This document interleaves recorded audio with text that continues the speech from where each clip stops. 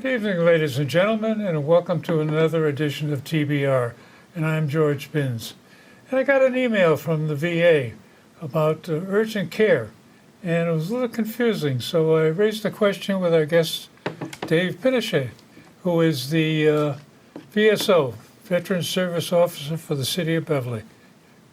And Dave sent out a bunch of emails, and I saw that long string of them, and eventually found Gail Scalese, who is the real wizard of urgent care, ER, community care, and all that good stuff.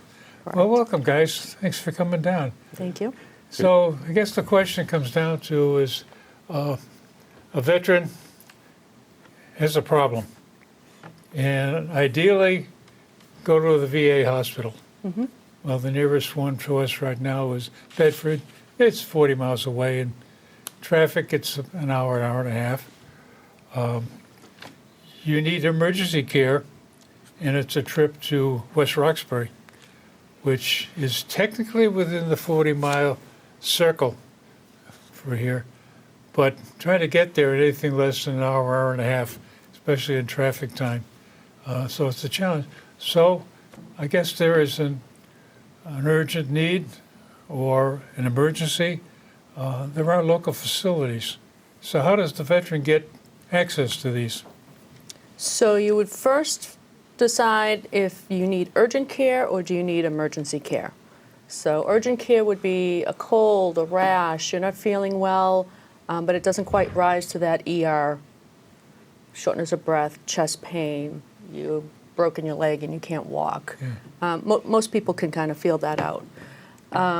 We do have an emergency care benefit.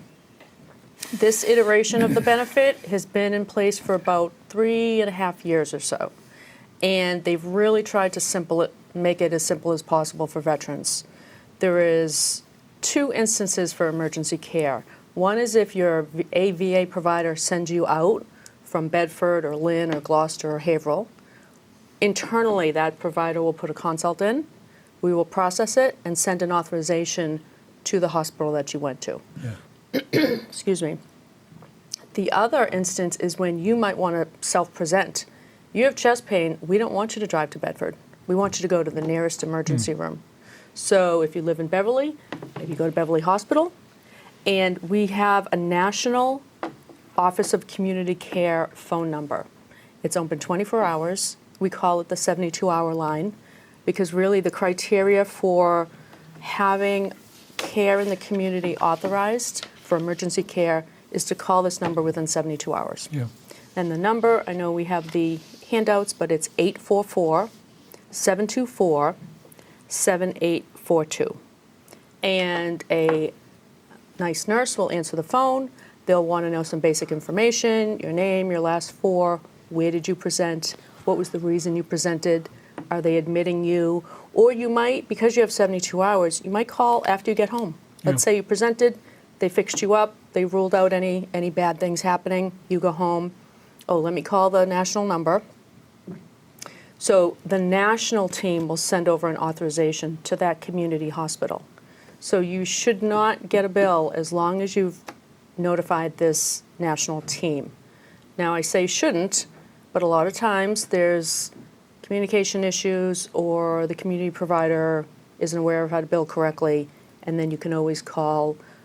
There's a national claims number also where they can fix you right up. They'll keep you on the line, they'll call that community hospital and get it squared away.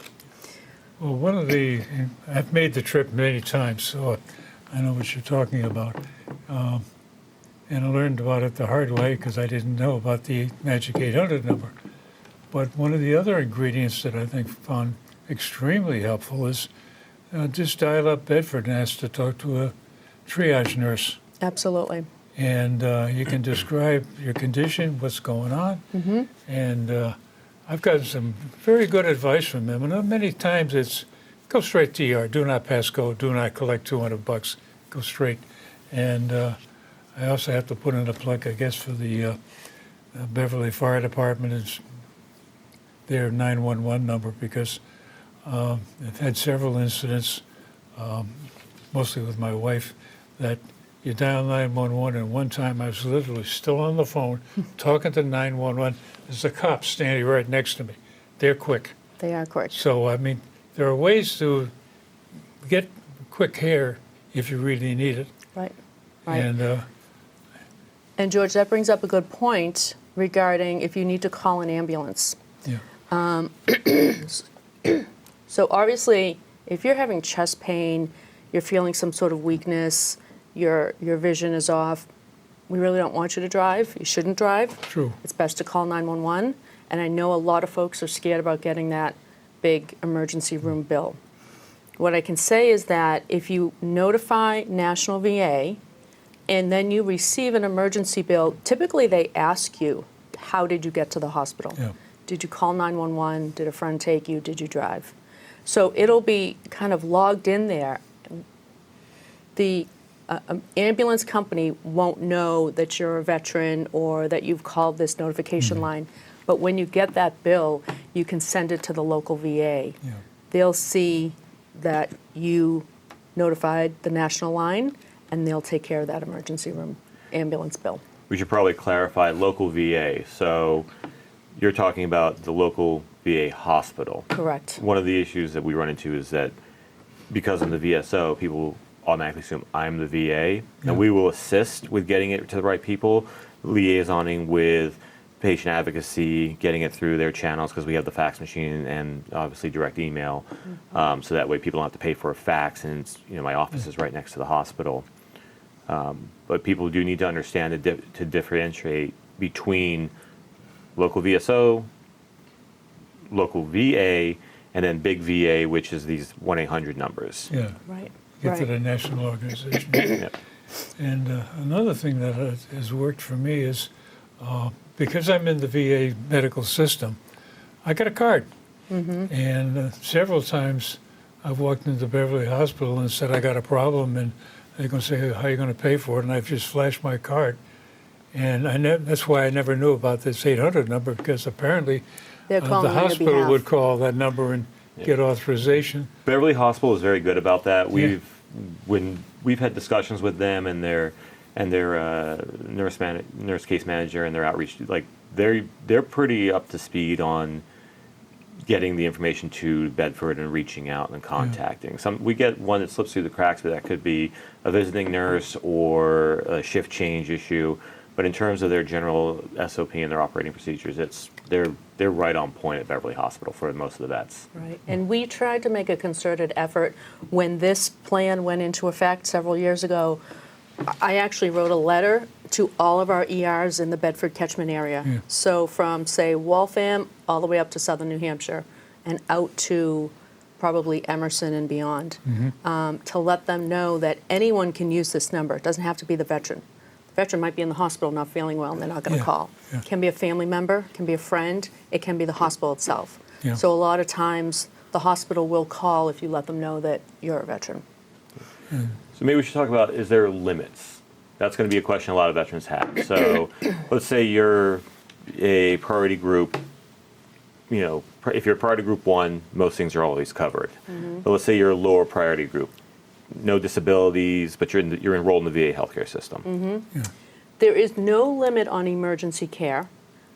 That being said, if you're not truly going for an emergency, if a prudent layperson doesn't agree that this is required emergency care, the authorization may not be issued. So if you have a paper cut, it's really sore and it looks infected, go to urgent care, which we'll talk about in a minute. Save the emergency care for when you really need it, and it will be covered. I honestly can't think of one instance when emergency room coverage was not covered for a veteran. So if you're calling 911, pretty good chance it's covered. Yeah. Absolutely. Yeah. The other thing, too, is as we talk about, each VA medical center is its own distinct hospital. We're all VA, but we operate as distinct hospitals. So the Bedford VA would be obviously the closest VA to this area. We do have our clinics. There's 3 clinics, Gloucester, Haverhill, and Lynn. But let's say you are visiting your family or your daughter, and they live in Worcester, and you develop chest pain. Same thing goes into effect. you either want to have someone take you to the closest hospital or you want to call 911. You still want to use the same national phone number.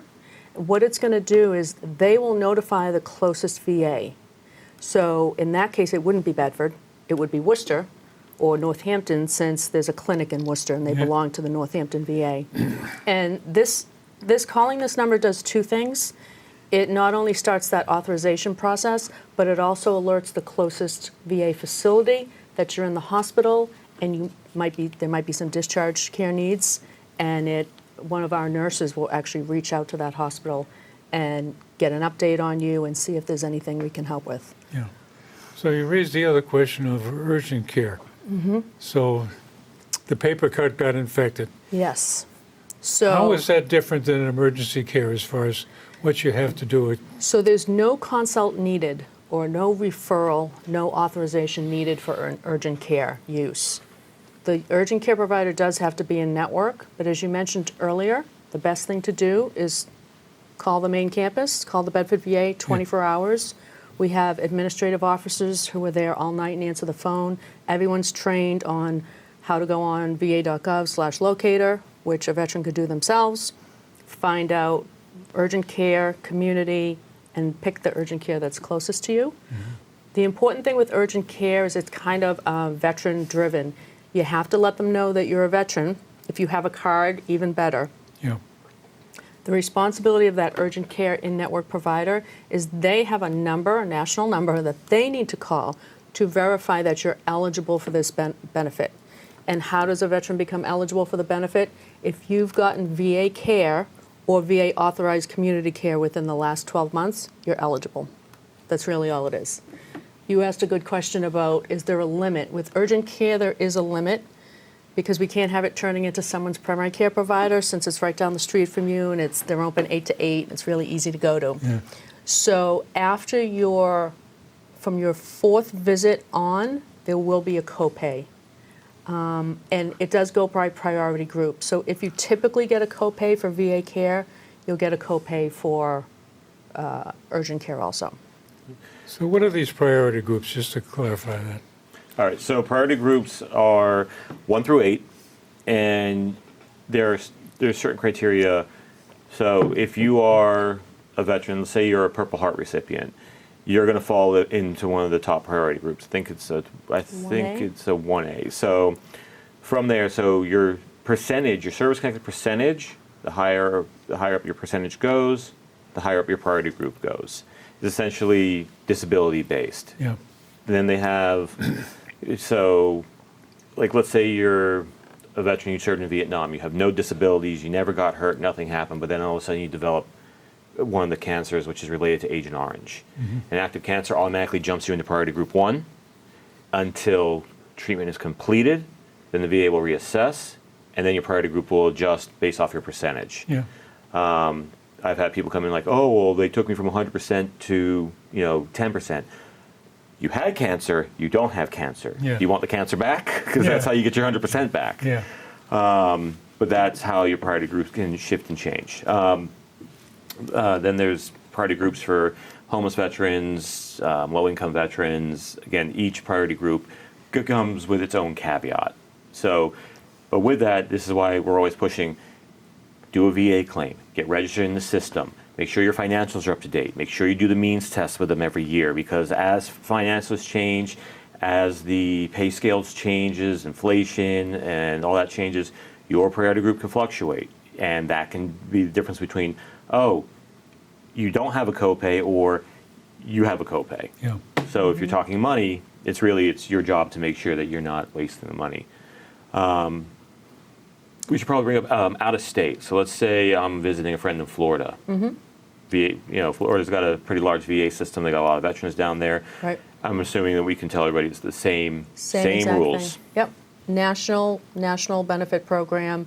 The third-party payer may be different, but from a veteran's perspective, it wouldn't make any difference. Bill's still going to get paid. This is the part of the VA that a lot of people like to talk bad about the VA, but when you think about it on a national level, it is a really phenomenal system, especially if you're a veteran. If you're, I know that a lot of older veterans now, they're doing travel, and they like to go all over the country. Yeah.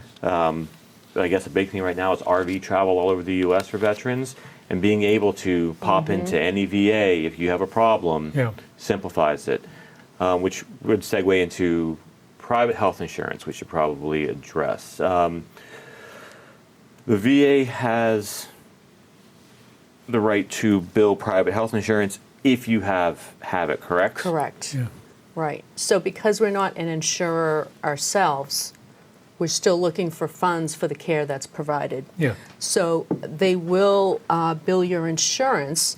However, if your insurance pays, let's say you have Medicare for your insurance, and they pay 80%, the VA will not pay, charge you that 20%, nor will the community provider. By law, they cannot charge you for VA authorized care.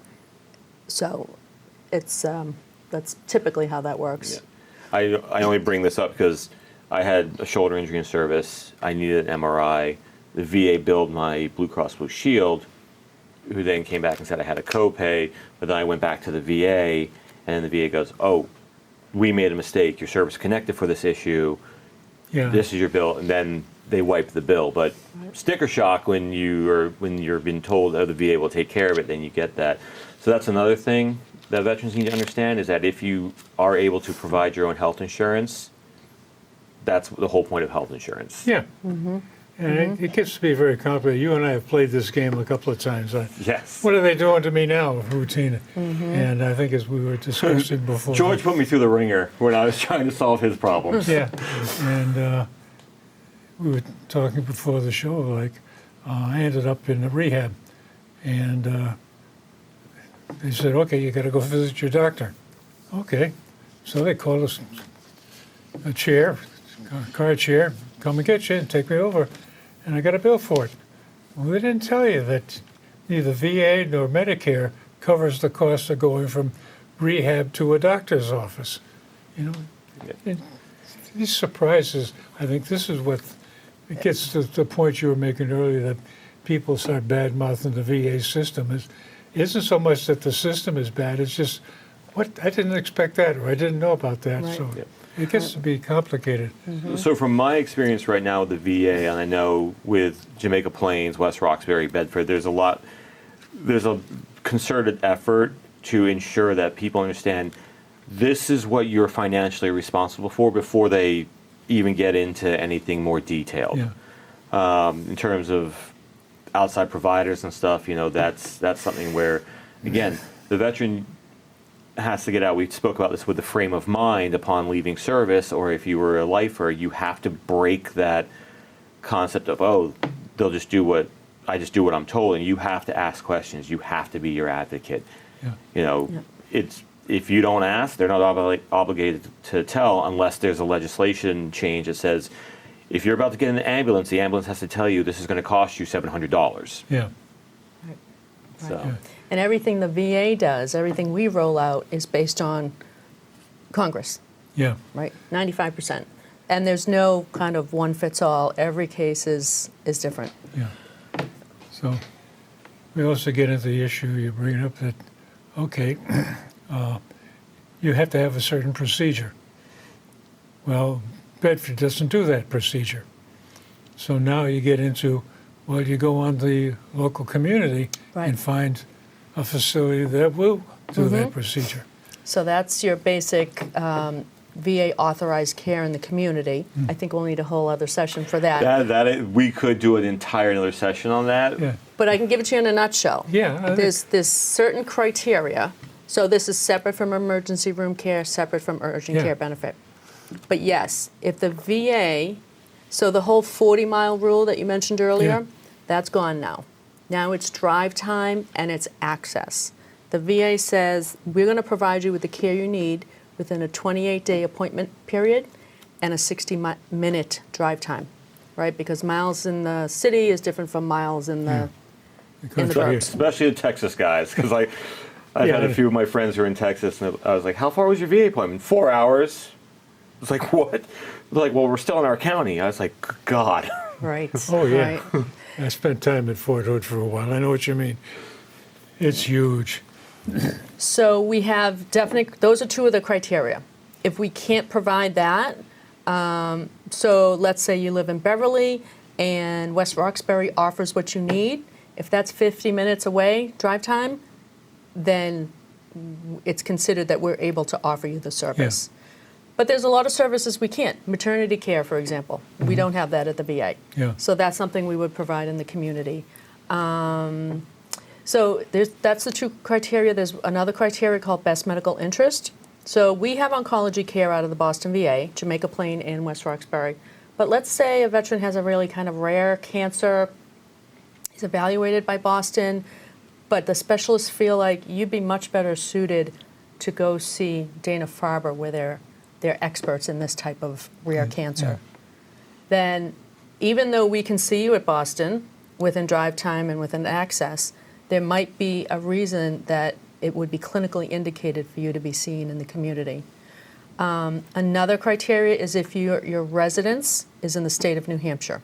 New Hampshire is one of 3 states in the country that does not have a full-service medical facility, and because of that, you're eligible, administratively eligible for community care. So we don't have to go through the drive time and the access. Then there's a few others, but they're more nationally based than locally based. I mean, we're fortunate in Massachusetts. I mean, thankfully, the size of the state and the dispersion of the VA does make it relatively convenient to get the care you need through the VA system. But again, you have to advocate for yourself. You have to, if there's an issue with a doctor, if there's an issue with the staff, you have to notify your nurse case manager or your patient advocate, because again, you hear good stories, you hear bad. Every hospital has good doctors and they have bad. So you have to advocate for yourself. You have to get the numbers. You have to ask the questions, and not being afraid, to be like, hey, has someone called? Has someone followed up? Did this get done? Because, family members also, if the veteran's unconscious or is not responsive to questionnaires, or if, we have issues with dementia, Parkinson's, things of that issue, any support structure really needs to have these numbers. So what I would recommend is every veteran and their family member write this number down and put it in their wallet. Then you have it. And the same thing with your main. So for us, it would be Bedford, the main campus phone number. Because when all else fails, if you lose this sheet of paper, or if you can't remember what was said on this episode, you can always call the main campus and they will walk you through. Well, I think that's the important thing that, as you mentioned, you got to ask the questions. And there are very good places to ask them. Dave is one of them. He probably hates the idea that he doesn't. As you've seen through all of our sessions, I'm kind of the true infantry man. I'm a jack of all trades. I can get everybody to the 75% line, and then we call our resident experts to get them the final pushover. Yeah, and we have our yearly VSO conference. We push out all the same information, so we try and educate everyone we can so that the information's out there. The other part of the game is you get these epistles from on high, and you got to read them. And if you can't understand them, you got to ask the questions. Social media is going to, anybody who's younger, or if there's anybody who can set up social media accounts for your older parents or your grandparents, get on the social medias. Anything that the VA is tied into, you need to get on, because all this information gets pushed out on a regularly cyclic basis, just as a reminder system. You'll get, the VA sends out your award letters once a year towards your, around your birthday time. They send out notices of events that usually are annual. If you're not involved in the VA and following what the VA is doing, you will miss out on subsequent support programs. Well, the other one is you got to get on My Healthy Vet. Because otherwise, how do you communicate with anybody? And the list is very long of who you can contact. My Healthy Vet's a great program. They've really improved that since they rolled it out about 10 years ago, 15 years ago. Give or take, one click of a button, then my primary care knows what's going on. Exactly. And we field a lot of My Healthy Vet questions which is great because we have one person who answers the phone in community care, and he gets upwards of 30 to 40 calls a day, in addition to doing his other work. So, we try and get back to you, obviously, as soon as possible, but it might be the next day, and maybe this is something you really want to know quickly. It's quicker because we see those come in, and we jump on them, and we try to answer them right away. Well, the neat thing about My Healthy Veteran and these social media kinds of things, you type something in, you've got something down. Somebody picks up a piece of paper or a screen, and there's the whole story.